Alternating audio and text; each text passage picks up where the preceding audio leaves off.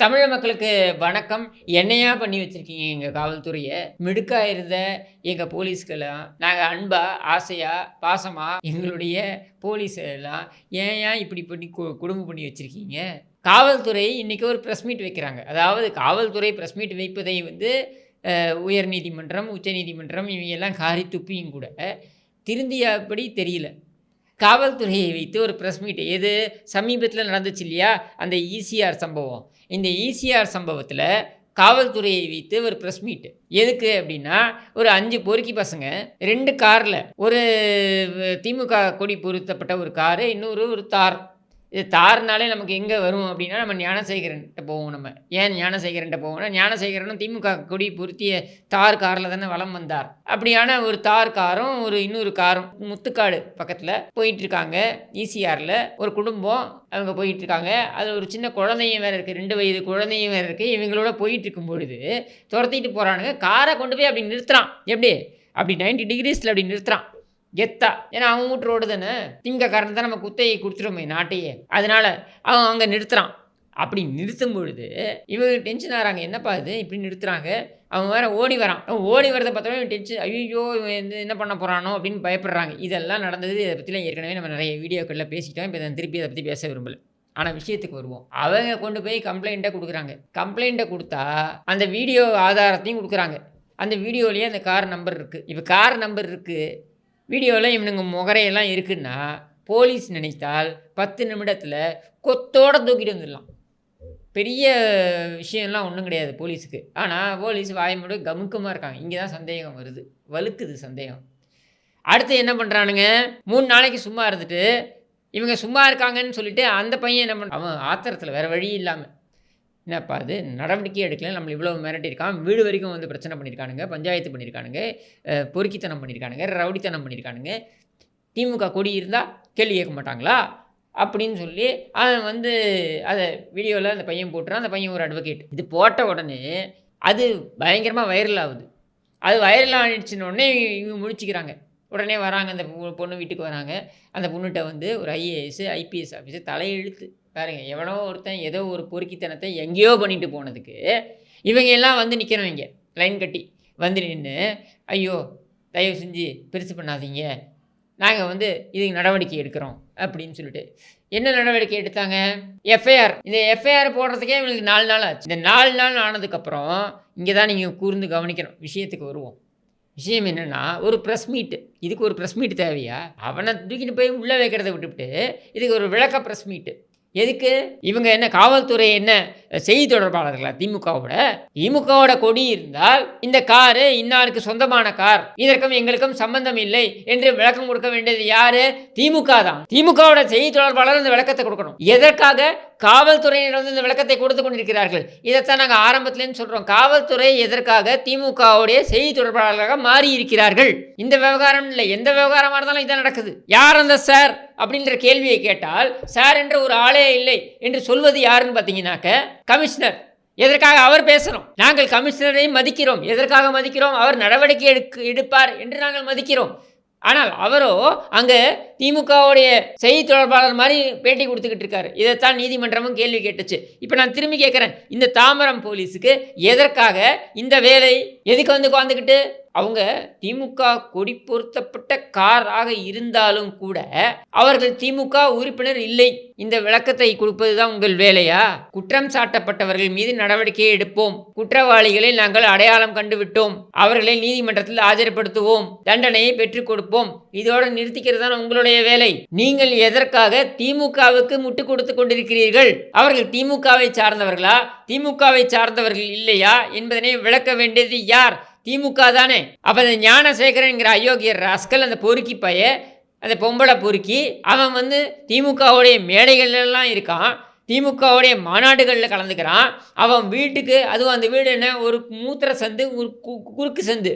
இந்த மூத்திர சந்து குறுக்கு சந்துக்கு இந்த மாசு அமைச்சர் வேற போய் அவன் உட்காந்துக்கிட்டு துண்டுறான். நல்லா துண்ணுவிட்டு, இத்தனைக்கும் உங்களுடைய போலீஸ் கஸ்டடியில் இருக்கும்போதே அவன் ஒய்யாரமாக ஃபோன் பேசிக்கிட்டே வரான். இதை நியூஸை போட்டதையும் நீங்கள் தூக்க சொல்கிறீங்க. அதெல்லாம் பண்ணிட்டு போங்க. கேள்வி என்னென்னா, இப்படி திமுகவுடனேயே இருந்து திமுகவில் ஒரு பொறுப்பையும் வைத்து கொண்டிருப்பவனையே திமுக இல்லை அப்படின்னு சொல்லக்கூடிய நீங்கள், அதுவும் அந்த அமைச்சர் என்ன சொல்கிறாரு? அவனுக்கும் திமுகவுக்கும் எந்த சம்பந்தமும் இல்லை அப்படின்னு சொல்ற நிலையில் சட்டமன்றத்தில் முதலமைச்சர் வந்து சொல்கிறார், என்ன அவன் திமுக அனுதாபி ஆனால் உறுப்பினர் அல்ல. இதே சட்டமன்றத்தில் ஸ்டாலின் அப்பன் ஒன்று சொன்னார், நினைவு இருக்கா? மகளின் தாயார். அந்த மாதிரி தான் இது, மகளின் தாயார் என்று ஒரு விளக்கத்தை கொடுத்தார். அதே போலத்தான் இதுவும் உறுப்பினர் அல்ல, அனுதாபி அப்படின்னு சொல்லிட்டு. அதை மாதிரி இப்போ இங்கே காவல்துறையினர் வந்து கொடுக்குறாங்க, என்ன கொடுக்குறாங்க ஸ்டேட்மெண்ட்டு. என்னென்னு, அவர் வந்து அவங்க எல்லாம் அந்த பசங்க எல்லாம் திமுக காரங்க கிடையாது. சரி, அப்புறம் ஏன் திமுக கொடி போட்டிருந்தாங்க? அதுக்கு ஒரு விளக்கம் கொடுக்குறாரு. அதுதான் இதை விட பயங்கர காமெடி. அது விளக்கம் என்னென்னா, அவர்கள் திமுக கொடியை வைத்திருந்ததற்கு காரணம் அவர் டோல்கேட்டில் பணம் கொடுக்காமல் செல்ல முடியும் என்பதற்காக திமுக கொடியை வைத்திருந்தார்களாம். அப்போ என்ன சொல்ல வரீங்க? திமுக கொடியை வச்சுருந்தா பணம் கொடுக்க வேண்டாம் டோல்கேட்டில். திமுக கொடி பொருத்தப்பட்ட காரில் வரவன் எவனும் பணம் கொடுக்கறது இல்லை டோல்கேட்டில், அடாவடி பண்ணுறாங்க அப்படின்றத ஒப்புதல் வாக்கு மூலமாக இந்த காவல்துறையே கொடுக்கறது தானே எடுத்துக்கணும். திமுக கொடி பொருத்தப்பட்ட காரில் தான் வந்தாங்க அவங்க, ஆனால் அவங்க திமுக ஆட்கள் கிடையாது. திமுக கொடி பொருத்தப்பட்ட காரில் வந்து அவங்க ஏதாவது ஒன்று செஞ்சுட்டு போனாங்கன்னா அவங்களால அதை அனாயாசமாக செய்ய முடியும். 3 நாட்கள் 4 நாட்கள் ஆனாலும் இந்த நடவடிக்கை இந்த காவல்துறை எடுக்காது அப்படின்றதை ஒப்புதல் வாக்கு மூலமாக இந்த காவல்துறை கொடுத்து கொண்டிருக்கிறது. இதை விட காமெடி இருக்க முடியுமா? நாங்களும் சொல்கிறோம். ஏன்னா திருமாவளவன் இதுக்கு முன்னாடி இவங்களுடைய கூட்டணி கட்சி அல்லக்கை எந்த அளவுக்கு வந்து நிற்கிறாரு பாருங்கள். அல்லக்கையாக வந்து உருவெடுத்து நிற்கிறார் திருமாவளவன். தொங்கு சதையாக வந்து நிற்கிறார், திமுகவுடைய தொங்கு சதையாக வந்து நிற்கிறார். அவர் சொல்கிறார், அவர்கள் திமுக கொடி பொருத்தப்பட்ட காரில் வந்ததனாலேயே அவர்களை திமுக காரர்கள் என்று சொல்ல வேண்டிய அவசியம் இல்லை. வேறு என்ன சொல்லணும்? அவர்கள் விடுதலை சிறுத்தைகள் கட்சியை சார்ந்தவர்களாகவும் இருக்கலாம், என் கட்சியை சார்ந்தவங்களாகவும் இருக்கலாம், அவங்க ஒன்றும் சளைத்தவங்க கிடையாது அப்படின்னு சொல்ல வராரா? அதையே காவல்துறையும் வழிமொழிகிறது. திமுக கொடி பொருத்தப்பட்ட காரில் தான் வந்தார்கள், ஆனால் அவர்கள் திமுக காரர்கள் கிடையாது. இது ரஜினிகாந்துடைய அந்த படையப்பா படத்தில் வரும் தெரியுமா, ஒரு காமெடி சீனு. மாப்பிள்ளை போட்டிருக்க சட்டை எந்து தான், ஆனால் மாப்பிள்ளை நான் கிடையாதுன்னு சொல்கிற மாதிரி கொடி பொருத்தப்பட்ட காரில் வந்திருக்கிறார்கள். கொடி பொருத்தப்பட்ட காரில் ஏன் அந்த கொடியை பொருத்துறான்? இந்த கொடியை பொருத்தினா என்ன அயோக்கியத்தனமும் பண்ணலாம் அப்படின்ற துணிச்சல் இருக்கிறதுனால தான் வந்து அதை பொருத்துறான். அதுக்கு ஏன் இடம் கொடுத்தீங்க? திமுக கொடி பொருத்தப்பட்ட காரில் வந்து ஆடு திருட்டிட்டு போகிறான், அந்த காணொளி இருக்குது. திமுக கொடி பொருத்தப்பட்ட காரில் வந்து பிரியாணி கடையில் பாக்ஸிங் பண்ணுறான், அதற்கான ஆதாரங்கள் இருக்குது. ஸ்டாலினே போய் மன்னிப்பு கேட்டிருக்காரு. திமுக கொடி பொருத்தப்பட்ட காரில் வந்து அண்ணா பல்கலைக்கழகத்தில் பாலியல் அத்துமீறலில் ஈடுபட்டிருக்கான், அதற்கான ஆதாரமும் இருக்குது. அப்போது திமுக கொடி பொருத்தப்பட்ட கார் என்பது லைசன்ஸா? அத்தனை சமூக விரோத செயல்களையும் செய்வதற்கான லைசன்ஸா என்பதுதான் கேள்வி. திமுக கொடி பொருத்தப்பட்டால் என்ன அடாவடி வேண்டுமானாலும் செய்யலாம், என்ன அராஜகம் வேண்டுமானாலும் ஈடுபடலாம், என்ன அயோக்கியத்தனத்தை வேண்டுமானாலும் செய்யலாம் என்பதுதான் இங்கே நடைமுறையாக இருக்கிறது என்பதை இன்றைக்கு காவல்துறையும் ஒப்புதல் வாக்கு மூலமாக கொடுத்திருக்கிறது. வேற எப்படி எடுத்துக்க முடியும்? அப்ப இந்த அயோக்கியத்தனத்துக்கு முடிவு எப்பொழுது வரும்? இந்த ஆட்சி முடிவுக்கு வந்தால்தான் இந்த அயோக்கியத்தனம் முடிவுக்கு வரும்.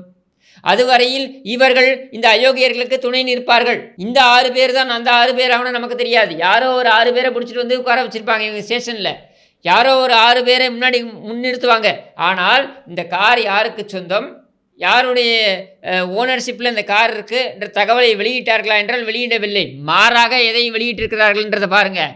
அந்த புகார் கொடுத்த பெண்ணுடைய கார் நம்பரையும் அவங்களுடைய முகவரியையும் இவங்க வெளியிடுறாங்க. இதான் புகார் அப்படின்னு வெளிப்படைத்தன்மையோடு நடந்துக்கிறாங்களாம், வெளியிடுறாங்க. எப்படி அந்த அண்ணா பல்கலைக்கழகத்தில் எஃப்ஐஆர் தகவல்களை கசிய விட்டார்களோ அதே போல் இங்கே அந்த பெண்ணுடைய புகார் காப்பியை வெளியிடுறாங்க. இது அயோக்கியத்தனம் இல்லையா?